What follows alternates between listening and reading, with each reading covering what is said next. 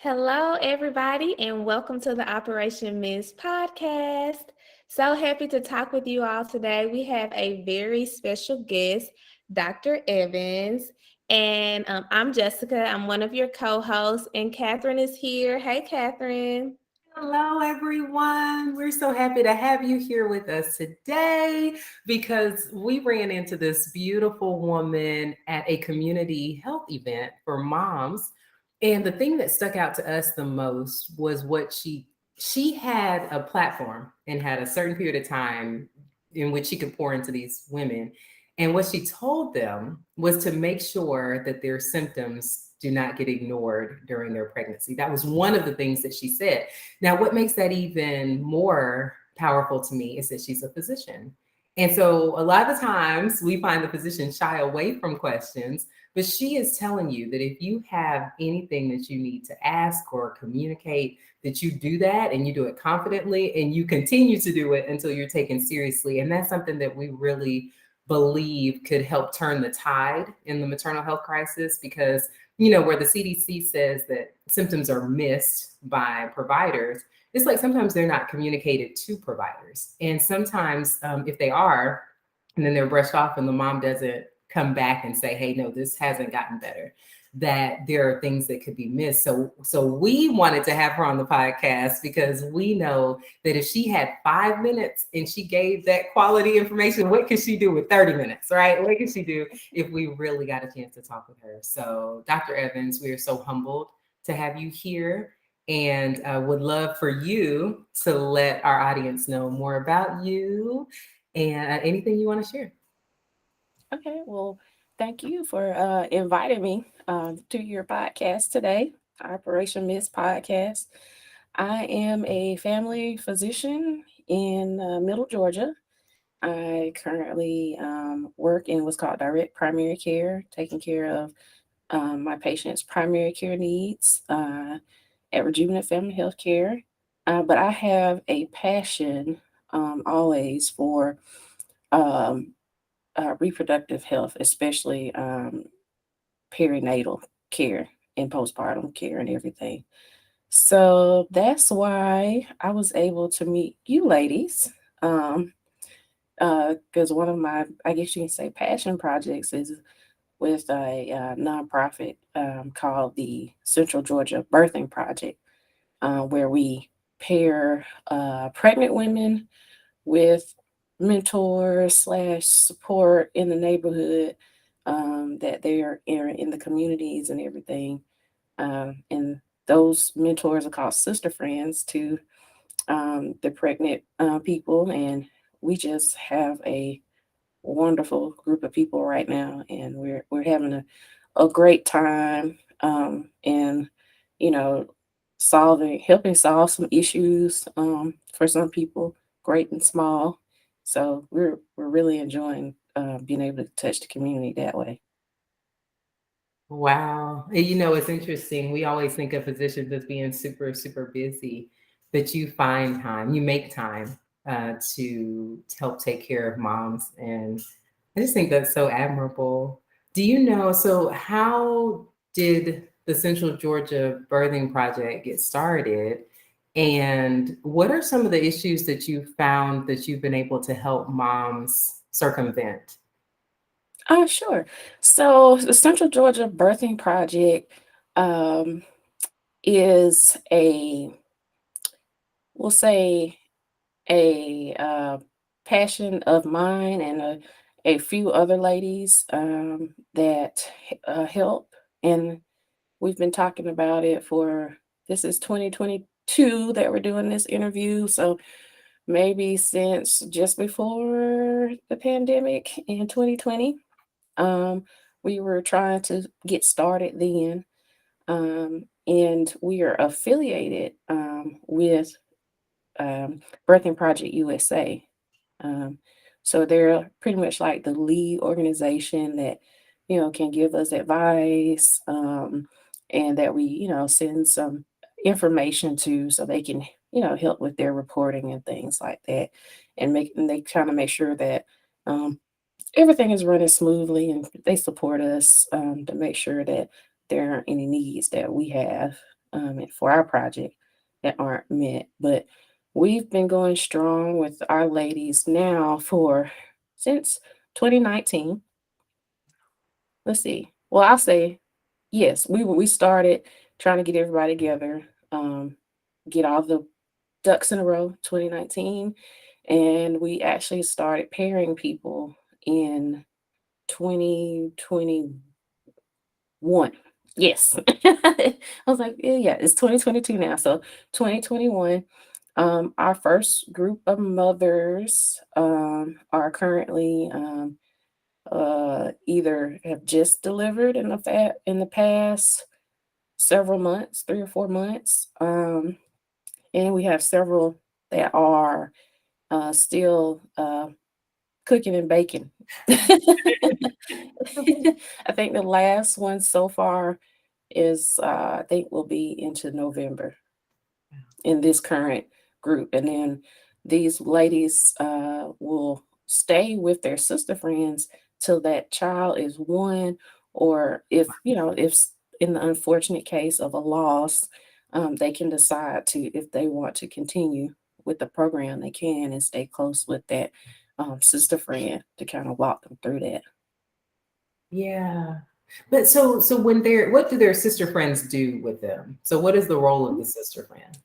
So the role of a sister friend is to um, be that person who is saying, "Hey, when's your next appointment? Did you go to your appointment? Did you have any questions? How did you feel? After your appointment?" And just kind of identifying things in between um, appointments that the sister, we call our mothers sisters, may have any issues that may come up. And we also connect them with community resources. Um, you know, if especially first time mothers, showing them how to get in contact with WIC, um, get in contact with here in Georgia we have Safe Kids. So how to get in contact with them, or if we come across any other organizations or community resources, just making sure that we tie them into those resources that they may need. Mhm. This is so good. And I love that, y'all were thinking about this program and starting it up before the pandemic. But the fact that you were able to kind of get your ducks in a row and get it started like in the middle of it, that's so important because so many moms need support and they needed support in the pandemic too when we all felt so isolated. And I love the fact that you guys are keeping them connected with their sister friend throughout a year postpartum, because that's what we do with Operation Miss. We try to keep our moms a year postpartum as well, because we know that women are still at risk for so many adverse events during that first year. Mhm. We have a lot of similarities with the Sister Georgia Project. That's great. It is great. And it's good because some of our moms are here. We monitor women everywhere, but we have some women right here in Central Georgia. And so if someone wanted to be connected to your organization, how would they? How do they, is it a sign up process or an application? How does someone get involved? Because I know you said this is everywhere, so we could just find organizations close to the women that we serve, right? Yes. Well, first, for the women in Central Georgia, in mainly the North Central Health District counties, and that includes Bibb, Monroe, Houston, Jones, Twiggs, Crawford, and the list goes on. Yeah. um, we have a form. We ask them to reach out to us via email at central at excuse me at birthing project at middlegeorgiacollaborations.org, middlegeorgiacollab.org. I'll get that to you guys.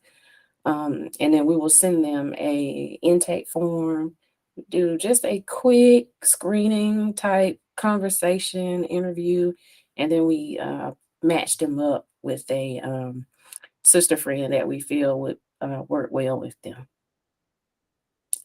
If they are outside of Middle Georgia, they can definitely go to birthingprojectusa.org, and look for any active um, projects in their area. Yeah. Now, are the women who are sister friends, do they have children or have they had children? How are they able to help guide these moms? hmm some are mothers. Others have just had a passion for women's health and just women in general, and um, are just very loving and supportive people. So it's some, I would say a majority are moms, but there are some that aren't. Well, it's love that we realize is needed. With Operation Mist, we do monitoring, we do education. We have people, other people come in and educate. We have a group that connects the moms for a community. But what our moms appreciate the most, the Mist ladies, whether they're moms or not, appreciate the most, is the love that they feel in the group. And that I think is what is most healing, which is what was wrong during the pandemic when Jessica was saying, they needed people and they felt isolated. That stress of isolation shows up in our physiology, it shows up physically. hmm And so, what you all were doing really was curbing those numbers, things that hmm could have gone wrong, regardless of whether, and I love that you said that because it doesn't have to be that someone is a mom. It just has to be that someone cares about moms. Right. And so Mhm. if they do, and they say, that seems like something's off, or you're not yourself today, just go, you might want to go in. That's how you catch things. When someone is not how they normally are. For us, it's data that shows us that. Okay, well, your body looked like this yesterday, or it looked like this 2 weeks ago. Now it looks like this. Maybe you should go get that checked out.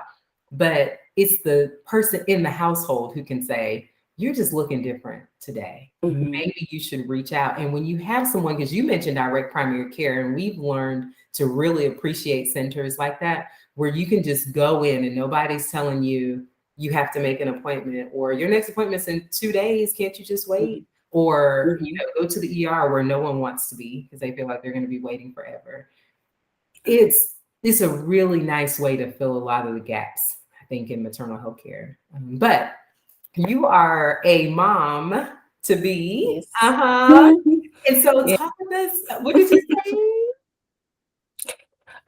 So I am due in October. Yes.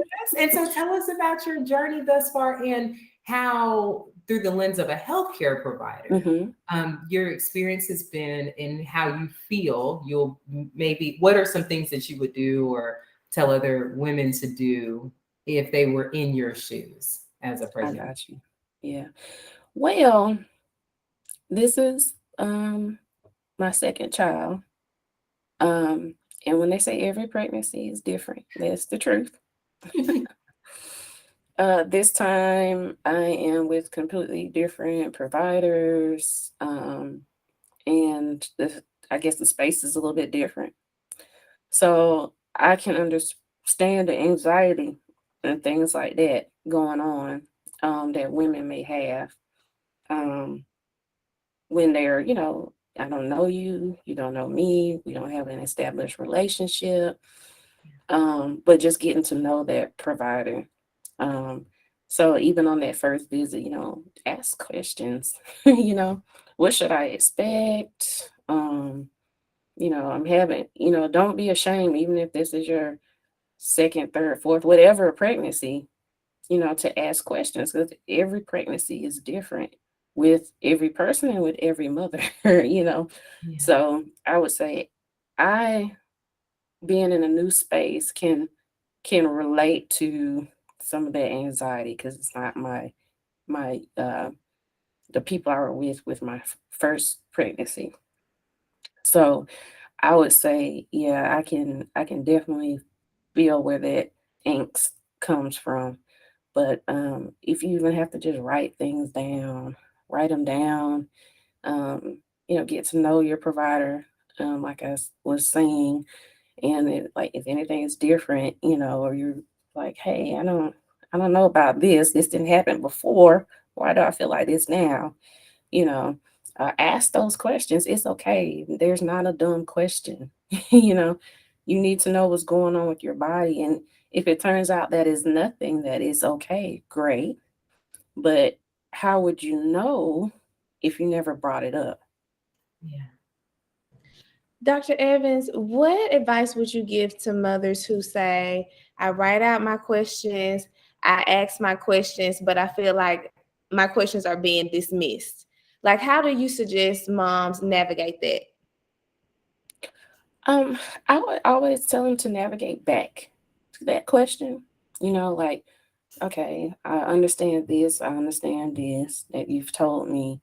But I still need clarity on X, Y, and Z. Can you help me with that issue? Help me gain clarity on that. Now, a provider should be able to talk to you about that. If there's a time crunch, they should have a knowledgeable nurse there, um, that can take that time to talk with you. If you need to call back between appointments, it's okay. Do that. Someone should be getting back to you. And if all else fails, if you're still not getting your questions answered, it's okay to think about switching providers. It's okay. This is you and your body. You're not in a marriage to your provider. So it is okay um, to find someone that can answer your questions and things.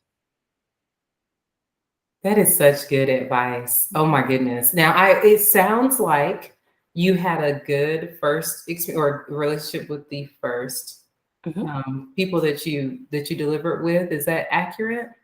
Yes, that was accurate. I had a established like GYN relationship with them over the years and things, but insurance changes, providers move, things like that. So I'm with someone new now, and so it's a little bit different. Different office setup, different flow of procedure and things like that. I'm liking it. I'm liking it, but I can understand how just coming in, and not, you know, if you're not a health professional or not a medical person, how it can be overwhelming. Yeah. Yes. That's What a, do you go ahead? I'm sorry, Catherine.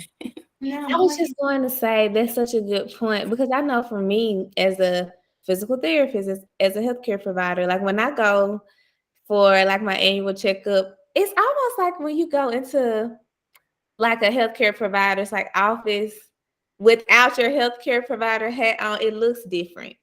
Is that not Yes, true? It feels that's the different and truth. it looks different.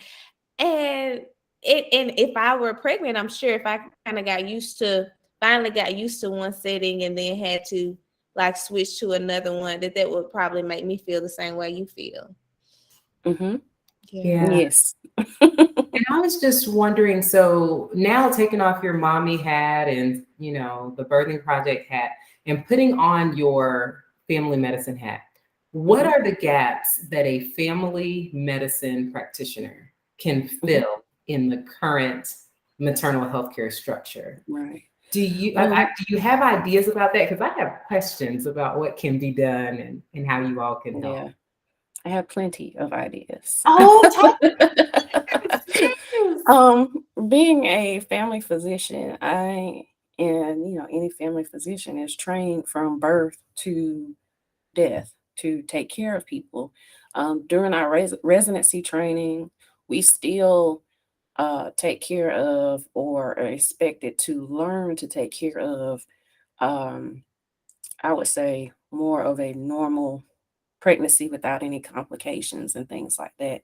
So, from training, we've learned how to care for a woman prenatally, preconception, um, postpartum, things like that.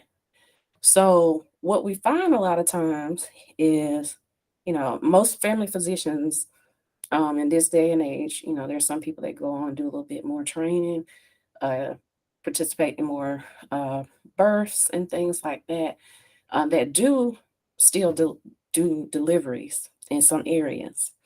But most of us don't believe that to midwives, OBs to do that prenatal care and being there attending births. Um, so I think it's a key component to remember that throughout life, we need to consider reproductive health. Yeah. Um, yeah, so starting with the um, young people, um, even pre-adolescent, how to take care of your hygiene, how to take care of your body, um, what's okay, what people should not be doing to you, those type of things like that are key. And then how does your body work? Um, Adolescence, going into puberty, what's normal, what to speak up about, even learning then to speak up about what's going on with your body and asking questions, So if the parents might not know the answer, they can hopefully seek guidance and getting the correct information, for that adolescent. So that it's there, and that's even preconception care starting then with nutrition through the lifespan, nutrition and wellness and things like that. And then you get to young adults or even adolescents who have medical conditions, even if it's like hypertension, type 1 diabetes, type 2 diabetes. We got to consider these medications and their effect on reproduction. Dr. Evans, listen. I can't, because listen. Question. I'm sitting here like, I know I'm going to re-listen to this and we are going to share this so much because all the things that you're saying are so important. And family medicine, you're there all along the way. Mm-hmm. In theory, if a parent would take their children to see you, someone Mm-hmm. like you, because I would not even say, to just see a regular, but someone like you who is forward Mm-hmm. thinking like this and is going to put these issues at the forefront. But then we also have to think, when you said about changing insurance providers, with insurance and them saying, well, you go in once a year to see your family medicine doctor. Well, is that enough? Or you go when you're sick. And it's like, no, Right. you can go so that you don't get there, so that you can get on the, just keep going. But I am like, you are really taking us through the lifespan and showing us, Mm-hmm. our listeners, how you are pivotal at every phase. So, okay, we're at, making sure we identify these diseases, these chronic illnesses early, or things that could be chronic Right. early, Mm-hmm. so we can prevent those Mm-hmm. things. All right, listening. But yes, especially with like in women with diabetes and hypertension, even women with PCOS that have the insulin insensitivity, you start early with them with um, at least nutrition, things like that, and then with the medications, having good conversations about family planning, because some of these medicines, with um, blood pressure medicines, we can pick something different that's safer, you know in case that woman gets pregnant because she is of childbearing age. With some things, chronic illnesses and things like that, I'll use like some of the autoimmune diseases that usually creep up in young adult women. Um, those medicines, you want to come off of them for a while or switch medications there again, um, once everything is under control. So, talking about family planning is very important um, for those people. Yeah. And, you know, a lot of times they'll, as long as, we kind of go through those things, talk about expectations. Um, for me, I like to, even when one of my patients is pregnant, keep tabs on them. Hey, how you doing? Y'all okay over there? Everything's good. Okay, you doing good with your obstetrics, your provider over there. Okay, all right. But then, a lot of times 6 weeks postpartum, that's it. But as a primary care physician, knowing that, issues can occur. And a lot of times after 6 weeks, things start to creep in, you know, and, a person needs to be able to know I can call at least my primary care doctor. So it is important for primary care doctors to be knowledgeable of the of the postpartum period as well.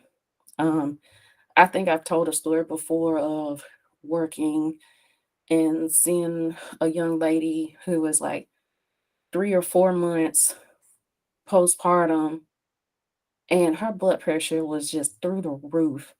And it's like, Mm. What's going on here?" And she had the child there, so I know, you know, recently she had given birth. So I was like, I think we need to look for some protein, things like that. And I was like, okay, you got to go talk to um the OB. I would prefer you to go to the ER because of how high your blood pressure is. And it turned out that she had postpartum preeclampsia even that late. And it surprised me. That's been the only case that I have seen personally, but it was like, wow, you know, who would have really, took the time to think about that? I hope somebody else would. That she had this child 3 or 4 months earlier, never had a blood pressure issue, and all of a sudden, I don't know what happened with her Millie, and her body was just like, oh, okay, and she had the extremely high blood pressure. Wow. Dr. Evans, here's the thing. So when we think about surveillance of a woman, Hmm. it's like what we're finding is that even within that first month, they're even within the first 3 days, right, Jessica? They're home and their bodies are not returning back to any sort of normalcy. And so then we send them. We're like, you need to go Hmm. and either go to a med stop or go to. But what we have not been doing, honestly, is utilizing primary care doctors like we could have, I believe, Hmm. because in my experience, when I try to schedule with my primary care doctor, it takes time to get in. So I Hmm. figure it'll be the same way if they're postpartum. We can't have them waiting 2 weeks for an appointment if they Hmm. need it. But with doctors like you, where you prioritize these moms, or maybe direct primary care facilities that do that. I just spoke with an MD the other day, and they have walk-ins, which I'm like, what? Walk into your office? And so that's just utilizing all or figuring out what resources do these moms have, because their issues are creeping up on them, and they, unless they were connected, would not have known.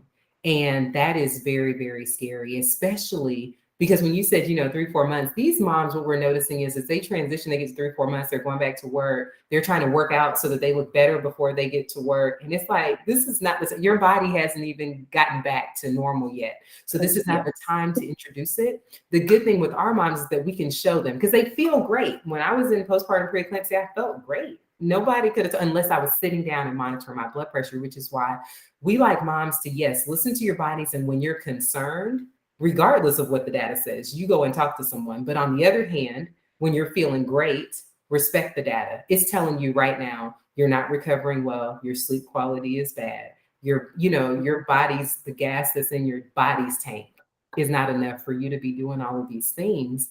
But at that point, they need to go to someone. And that blood pressure check, we want our moms checking it every single day. And you just keep checking it every day of your life if you need to, because the issue of high blood pressure doesn't go away, or the possibility of you running into Hmm. it doesn't go away. So all it is just a feedback mechanism. Hmm.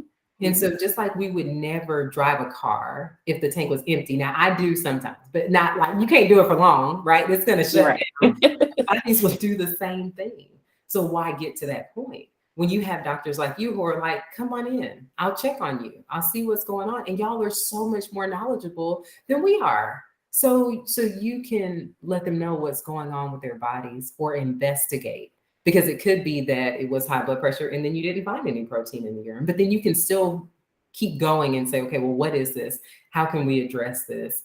And I just feel like if women are going to have to go out and take their babies for checkups anyway, why can they not get a checkup before 6 weeks when we know that Hmm. it's that critical time? And there are healthcare providers at the ready to fill those gaps. Hmm. Yeah. I love I would say, you know, uh, a lot of times there can be some hiccups in the what we call our healthcare system in trying to access it. So that's where I think a knowledgeable um, primary care doctor would definitely be helpful. Um, not only just trying to, I'm not saying just manage things yourself, but, being able to call and have a relationship with that patient's OB office. Like, hey, I saw this person today. They're a mutual patient of ours. I'm concerned about this, that, and the other going on with them. They're not scheduled to see you for another 2 to 3 weeks, but I was wondering if you could give some recommendations on what to do, or do you want them to go ahead and come in, I type of love thing? that. And they'll listen to you before they listen to a mom. That's what we find is that they Mhm. might ignore the mom and not all the time, or and I wouldn't even say that Mhm. it's for the purpose of ignoring, but just they've seen that before. Well, we've seen people bleeding in their first trimester before. We've seen people don't worry about it. But it's like some of the times it really is something, but they have Mhm. to go to a med stop. Then it's identified. Then the med stop person contacts the OB's office. Then they're like, oh, okay, yeah, come on in.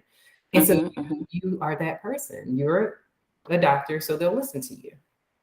It shouldn't be that it has to Right. be that way, Mhm. but you know the things to say, and so it's really nice. I think it would be really nice if moms just had doctors like you on their side so that the communication could be had. Now, I have a question for you. If we could flash back to Mhm. adolescence real quick. Yeah. When women are put on birth control at like 11, 12, Mhm. 13. And so then they're on birth control until they're 24, 25.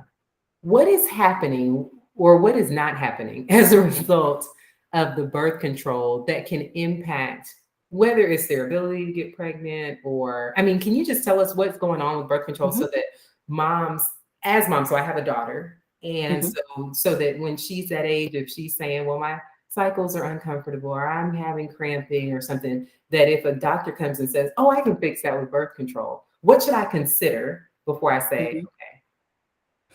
The big one, the main one at least I've seen in practice that a lot of adolescents tend towards is the uh, brand name for it is Depo-Provera, so the Depo shot that many of us are familiar with, because it's like every 3 months. There's no keeping track of a pill that you may you may miss and things like that.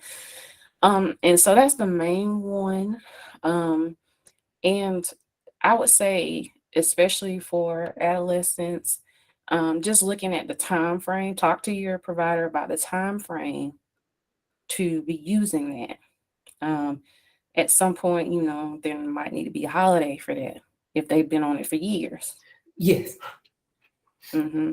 And that's the main one that is like, okay, then you get into worrying about enough calcium in the bones, and things like that, just because of the way the Depo-Provera works.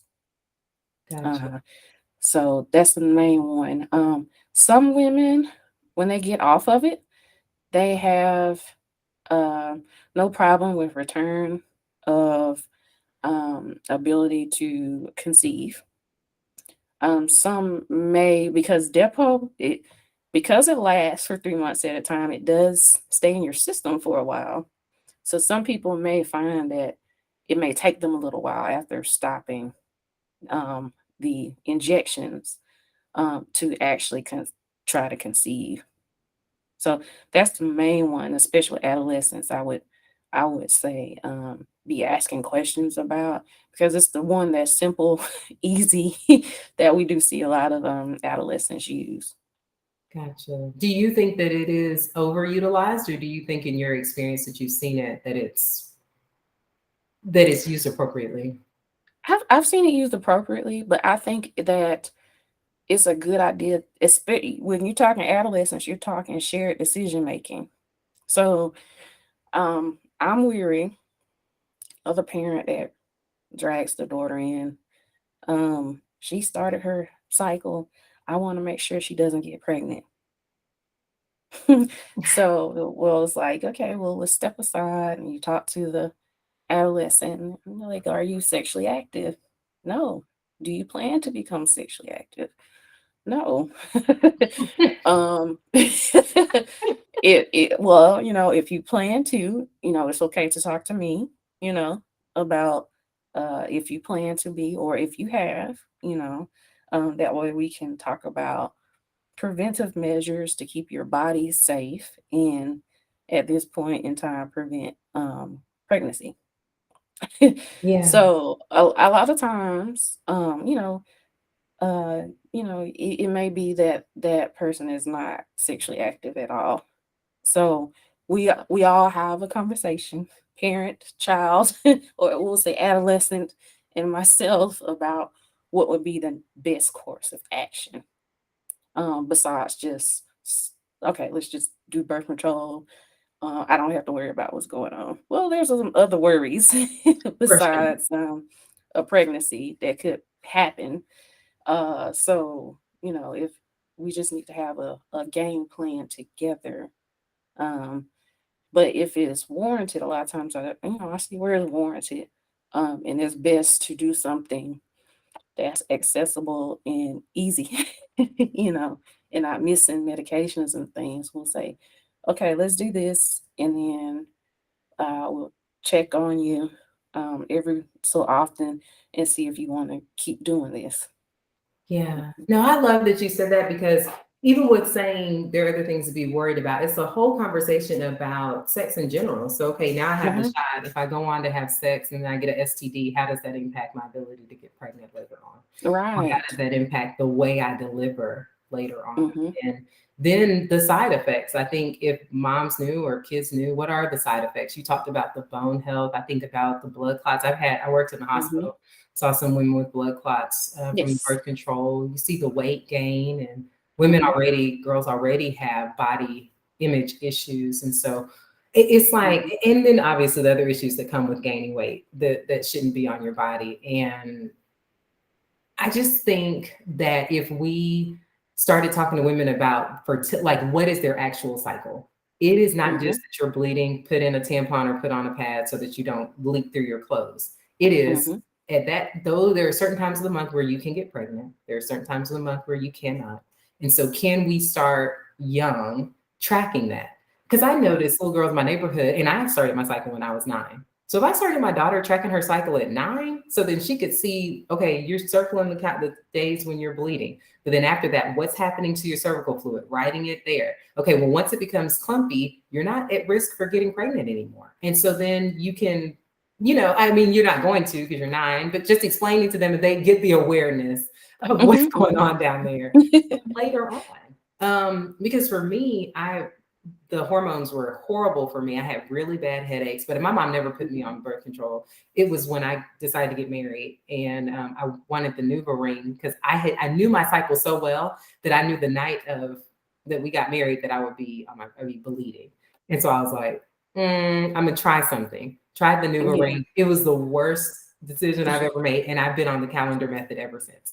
Yeah, Jessica, I had headaches. I was laying in the bed it was bad. I mean, it wasn't bad the night of. It was wonderful. So the hormones didn't mess me up till after that.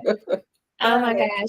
I was I was so different from you because my mom did drag me into the health department when I was in high school because I had this boyfriend that she was just so scared, okay? And I think I used patches back then. I don't even think they do patches anymore, but I hated the way that it made me feel. Like if I did too much I was a cheerleader.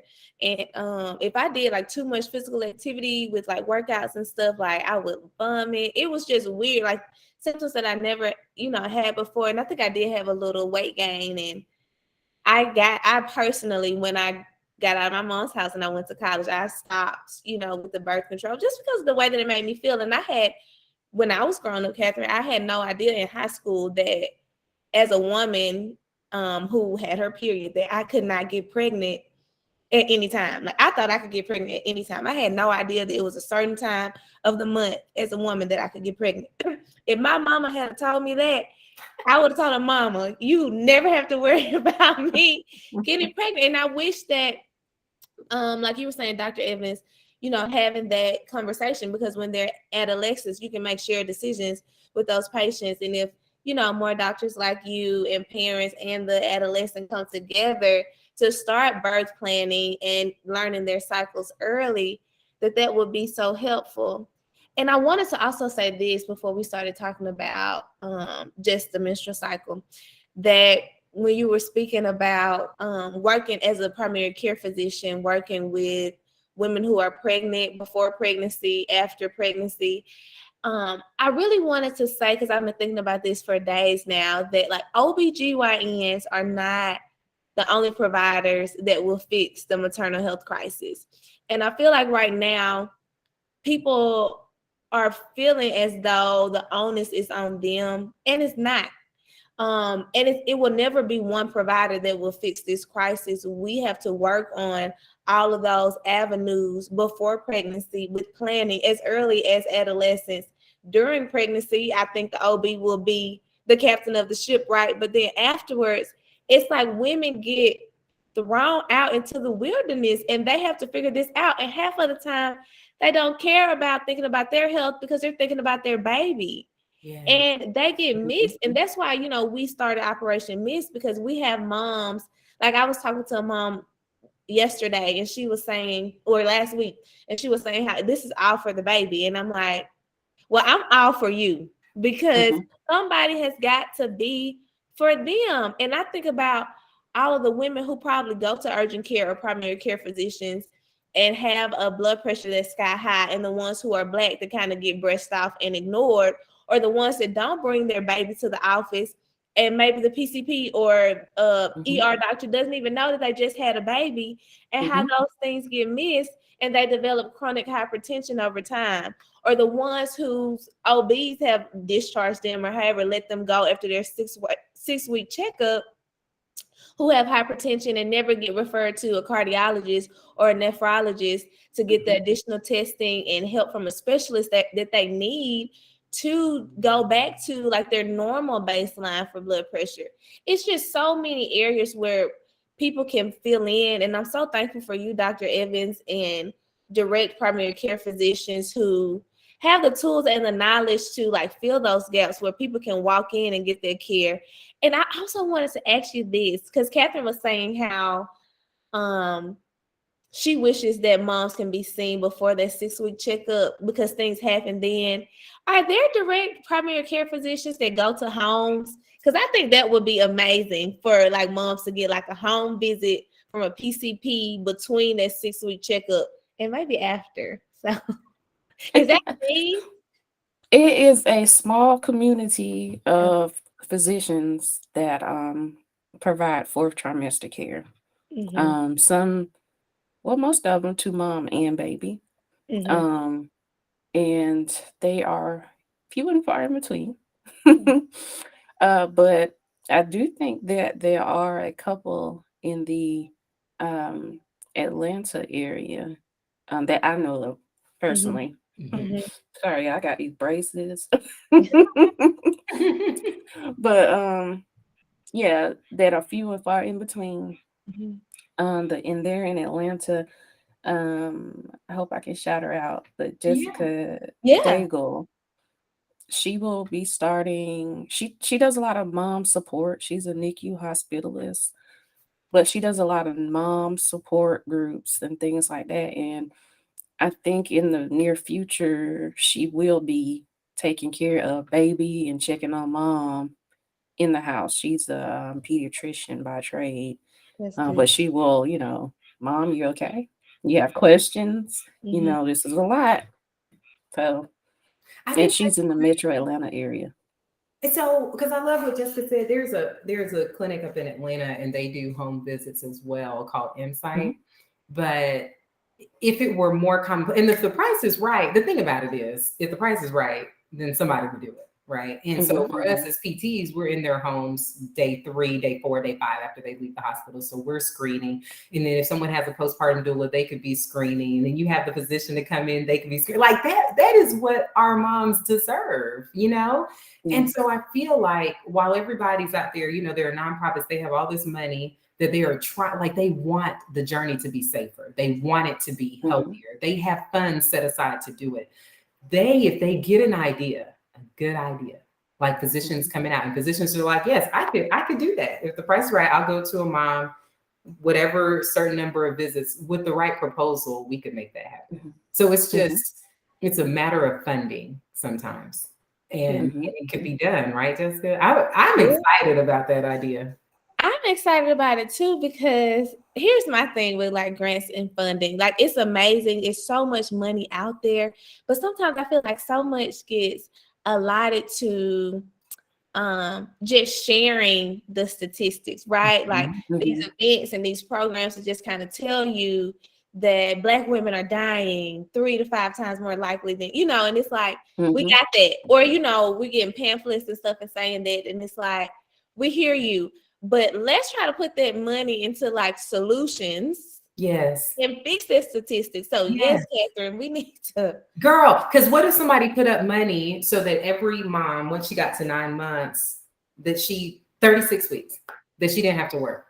So someone put money up, that way she's not having to take, so the Family Medical Leave Act could cover her. She's out for a whole month. She gets to relax, because we know her stress is going to go up that last month. We also know it's going to go up during the delivery.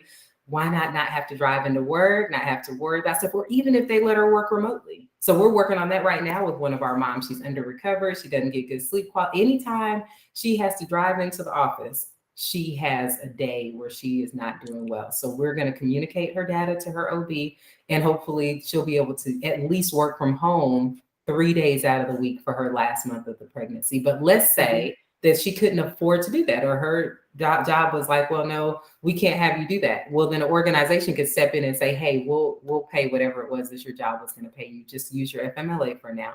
And then she's able to go right into maternity leave. Like, we have ideas. What if they sent moms blood pressure cuffs? They sent them, right, their thermometer, so that they could check every day. Some women are not checking because they don't have blood pressure cuffs. And we'll hear them say, oh yeah, we'll check it when we go back to the doctor in 3 weeks.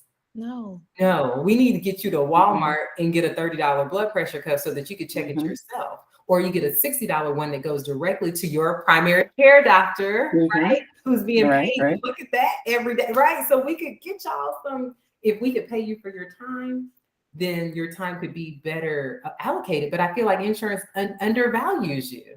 They undervalue physical therapists. They undervalue, I mean, it's a lot of practitioners that we know could be on the team.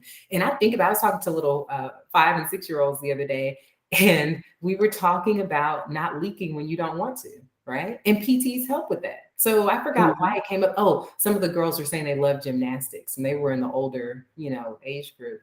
And we were talking about how physical therapy can help even at that age to know how can you protect your pelvic floor so that when it comes time to have a baby, this issue doesn't manifest itself again, because there are kids leaking in middle school and high school, and they're not saying anything because they want to continue doing sports. So if we go ahead and just bring it up, hey, this could happen. You're leaking when you don't want to. If that happens, tell your mom, tell your primary care doctor, tell a physical therapist, like you can get to the person that you need.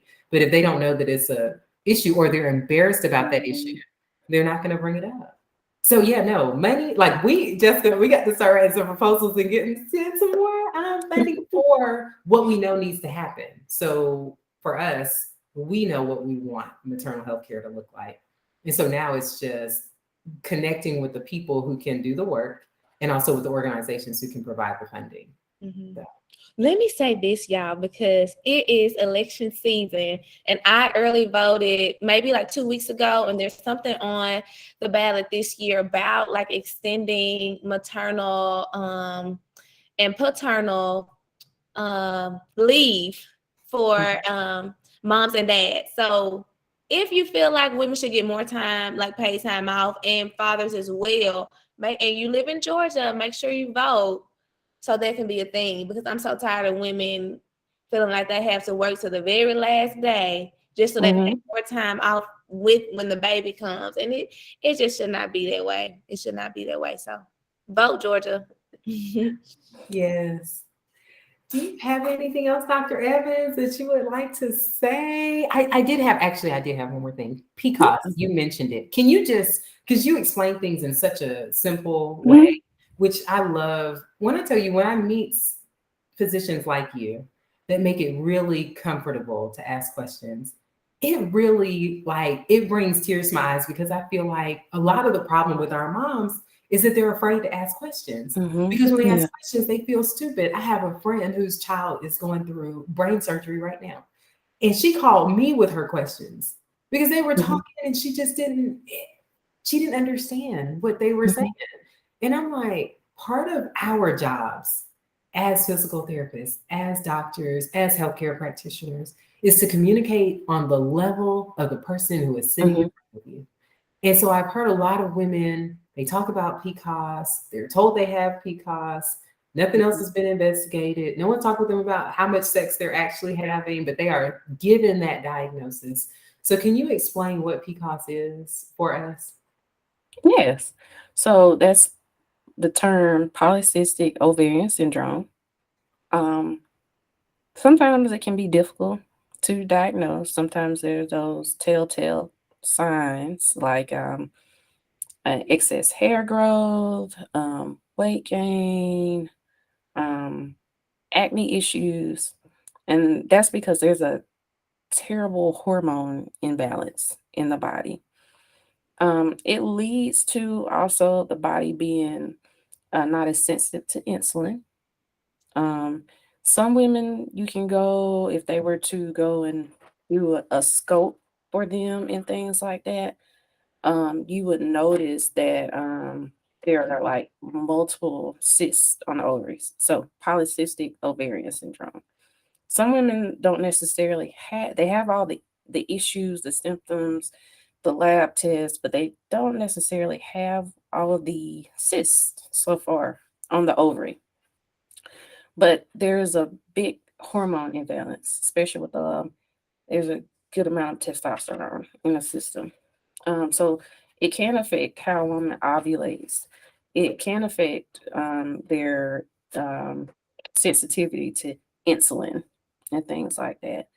Um, so some women feel wrote off with it. It's like, okay, take these hormonal birth control pills and you'll be fine.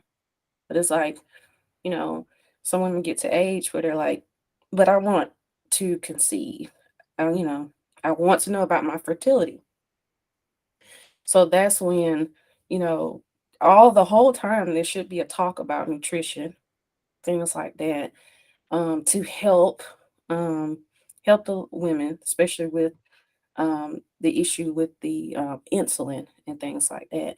We can, you know, we can do birth control pills. We can do high doses of medicines like metformin to help out. But that's not solving the entire issue. So we need to be talking about things like, okay, let's treat the way you're eating as if you're on the verge of being a diabetic, to see if Yeah. that helps. You know, um, let's see if we can regulate you. You know, if you're comfortable, you want to not take the hormonal pills and things like that. Let's see if we get you moving more, if we can regulate you.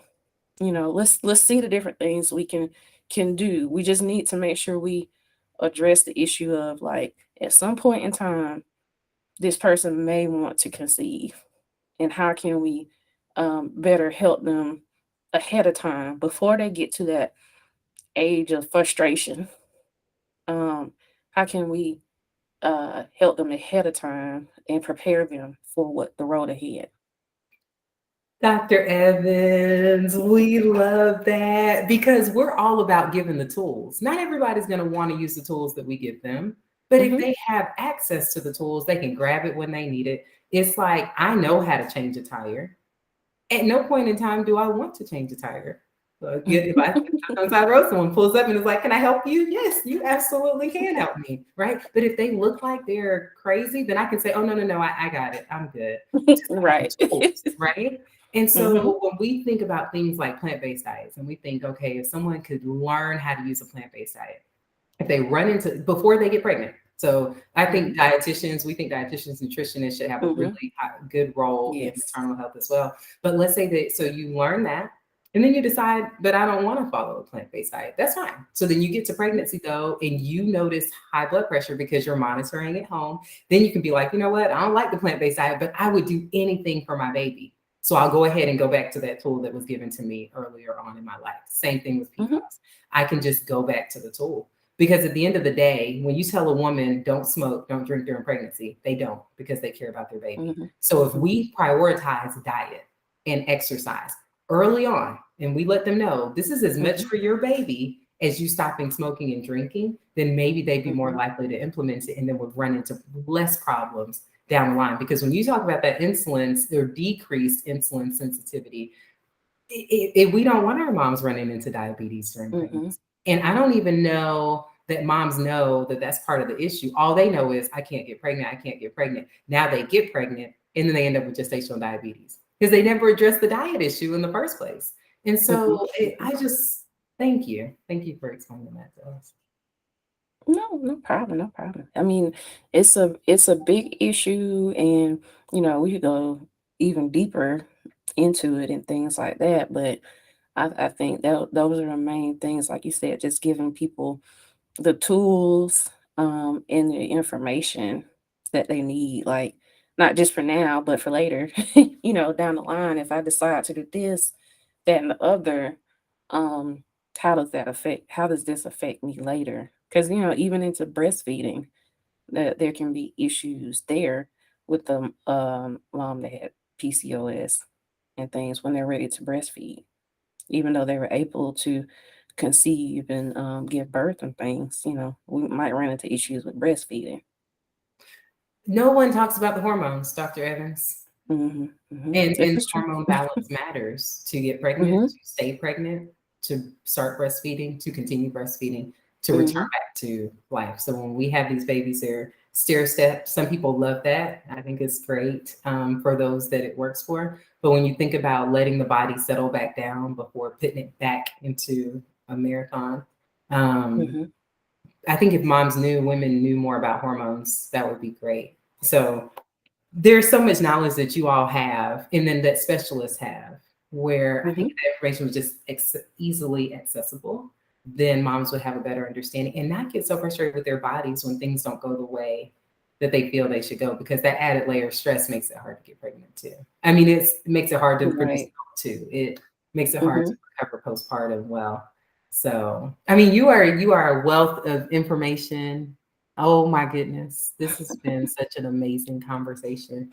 And, we really believe that God does everything for a reason. So when we ran Hmm. into you at the community health event, we knew that it was going to be something special. But honestly, I could not have imagined that our conversation would have gone like this. So it is better than I could have ever hoped for or dreamed of. So thank you.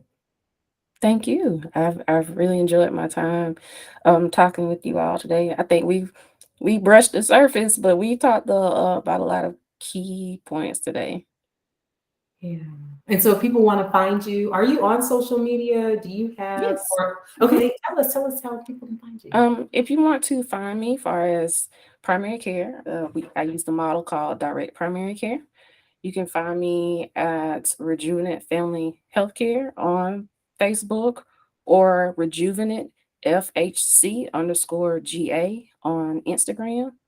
And you can find out more information about the Central Georgia Birthing Project on Facebook at our parent organization in the Middle Georgia area, uh, Middle Georgia Community Collaborations. You can find out more there. Okay. Any last words for the beautiful ladies before you hop up or for our audience? Because there are more than women listening to the podcast. So do you have anything you want to say? I would say take care of yourself. Um, Self care, sometimes we think it is, getting your hair done. It is getting a massage. It is sending the kids to grandma's for the evening, getting your nails done, things like it is that. But it is also making sure you are taking the time to keep an eye on your body and listening to your body of what's going on. It's taking the time to doing the best you can. Everybody's situation is different, but doing the best you can to get the proper nutrition and things that you need for yourself so that you can keep going and moving and shaking in those areas that you're known for and that you feel called to be in. So I'll just tell everybody like take care of yourself. Thank you so much, Dr. Evans. And we hope that you have a safe and healthy rest of your pregnancy and Thank delivery you. postpartum. Thank you. You're welcome.